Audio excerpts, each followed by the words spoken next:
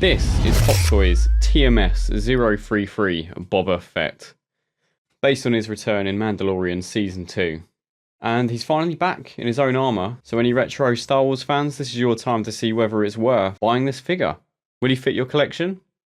Let's just jump in and find out, shall we? And now, the first thing I obviously want to start with is the box. As you can see, it is the regular Star Wars design. I think due to licensing issues, they actually have to keep the same Star Wars box. Correct me if I'm wrong. It's nothing out of the ordinary. This isn't a box that's going to jump out. They all blend in quite similarly together. Star Wars, super clean, a bit minimalist. But if you're looking for the bigger, more deluxe version, it is the one that comes with 2 Boba Fetts and his throne. And that one costs almost double the amount. So again, this is a nice price version. So with that in mind, let's just unbox it and actually take a look at the figure, shall we? It's not like a very shiny, pristine figure like one of the new C-3POs. He does have like an old rusty kind of look, which I think for most of the films is kind of the aesthetic you want to go for. So no, they've managed to make it look like there's rust and grime almost over every single crevice on the actual armour itself. And I mean, even the chest plate has a blaster burn on it. So again, fantastic attention to detail by Hot Toys. I'd say the one thing that seems a bit odd is that he's got a little bit of a dad bod going on. I mean, it's screen accurate. He does reveal in the show that he has got a bit of a dad bod going on. A lot of people weren't entirely happy about it, but what can I say? It's screen accurate, so you're only going to get what they're basing it off of. It's like complaining about getting the new Luke Skywalker if they've based it on some of the new films. Again, people aren't happy about it, but they've made it as accurate as they can. But yeah, if you do want the older version, that's a lot more slimmer. There is a version of Boba Fett out there, but this is obviously based on the show where he has put on a bit of weight and he is a bit more of a veteran in this case. And the gauntlets are very cool. They're hollowed out so you can stick the flamethrower effect actually inside. And it doesn't actually look weird. It blends in very nicely.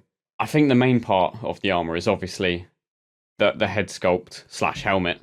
Like, you don't get the unmasked version. It's just, again, like a brand new craft of a heavily battle damaged Boba Fett.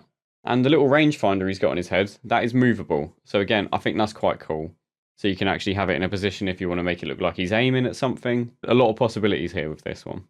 But, you know, I think they've done a fantastic job at just being able to emphasize that there's dents in the helmet. It's mucky, grimy, dirty. They really have nailed the battle damaged / rustic kind of look. It's just very small, very intricate little details that you might not even notice unless it's pointed out. And the visor's very dark too. Kind of got like a limo tint going on. Just as dark and mysterious as the original Boba Fett. And now that does actually bring us to the accessories. And to be fair, for a figure that's not premium, you do get quite a lot. If you know Boba Fett, you've seen him in the films or any of the shows, he's got a hell of a lot of gadgets. A hell of a lot of weapons. Obviously, with any figure, interchangeable hands. You have 6 of those. You got fists, relaxed, and pistol gripping. And it will cover just about any pose that you'd want. Obviously, a weathered pistol. And it is the same blaster that obviously you'd have in the original films. Any OG collectors, this one could blend in quite seamlessly. Of course, the jetpack is iconic. I don't think you could complete the figure without it. Every time I've posed him or put him in my cupboard, he's always wearing the jetpack. And then, of course, you get all of the attachments for the gauntlets, which are a flamethrower effect, a whistling bird effect that snaps onto his right knee, and a firing effect for the actual rocket itself. You also get little blasters for the jetpacks, so it looks like he's shooting off, and of course the base. Bit different compared to a lot of the other Hot Toy bases, especially for the Star Wars brand. It is literally just a little rocky diorama. Nothing crazy. I'm sure you can make it blend in quite well with a couple scenes that you'd like to build.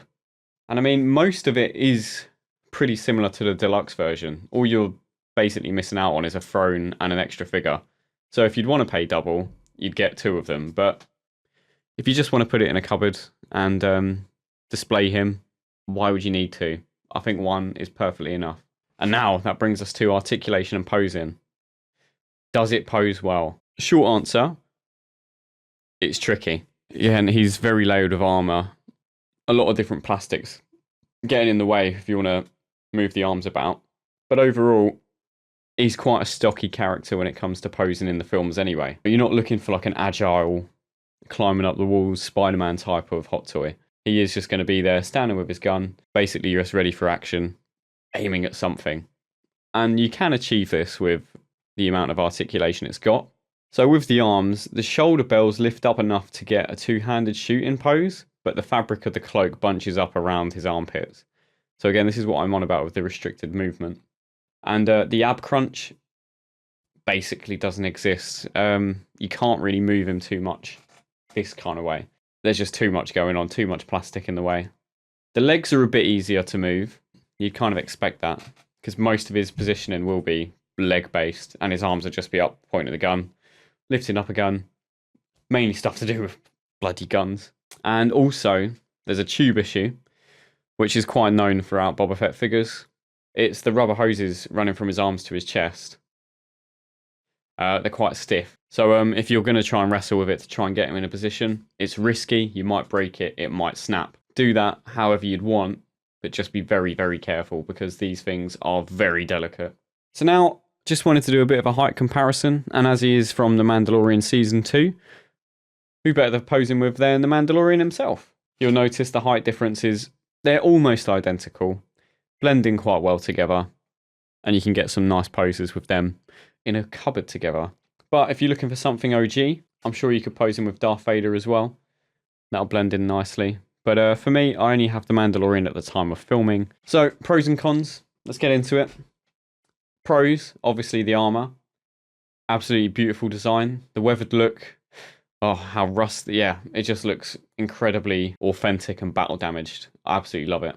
There's accessories for days. Lots to play with. So much that sometimes I think it feels wasted just leaving it in the box, and I cannot use them all. One thing I didn't actually mention in the review is the tailoring. I think the fabric's quite nice too, especially when it comes to like the woven cape. And of course, it's Boba Fett and his iconic appearance. Bit of a belly, but nothing too noticeable. So the cons just do tie in with what I just said, which is you got a dad bod bob. If that affects you, I guess I'd mention it here, but for me, not a problem for me, but I can see where people did moan about it. And the only other con I'd say is the hoses. There's no head sculpt, which is a shame, but if you want to buy the deluxe for double the price, then you'll get a head sculpt with Tamori Morrison's face on it, which I think most of his iconic look is with the helmet. And then, of course, the hoses, which are very stiff and put you on edge that you're going to snap them most of the time. Now, we come to the final verdict. What would I rate Boba Fett? For the price, you're looking at around 150 to 160. That's your pretty standard. So I'd give that an 8 out of 10. If it was Boba Fett with a slimmer body, probably a 9 out of 10. But that's nitpicky. Really nitpicky. But I think if you're a Boba Fett fan and it's in your budget, highly recommend this one. As this is one that I'll be keeping myself. But I do have an eBay, so if there are any figures that I've previously reviewed that you'd like to have a look at, please feel free to check them out. Always open to offers. I'm always very open with what's wrong and what's right about them. But anyways, guys, if you enjoyed the video, make sure you leave a like. Drop a comment down below if you're interested in now buying a Boba Fett. And if you already have one, feel free to say if I've missed anything or anything else that you normally like about him. But anyways, guys, thank you for watching, and we'll see you in the next one.